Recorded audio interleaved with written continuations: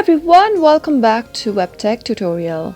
In today's tutorial episode, I'm going to show you how to activate dark mode on WhatsApp. If you are watching us for the first time, subscribe to our channel by hitting the subscribe button. Press the bell icon so that YouTube will notify you whenever we post a new video. To enable dark mode on your WhatsApp, simply tap open WhatsApp from the app list. Tap on the three dots on the upper right and tap on Settings. From the options displayed, tap on Chat.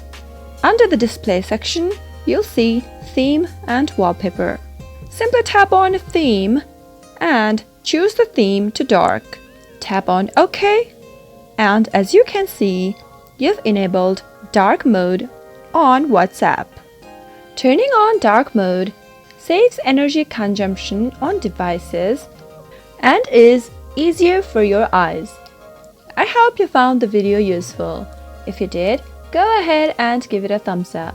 Feel free to comment down below in the comment box if you have a question or a feedback. I'll be back with another tutorial episode soon. Thank you for watching.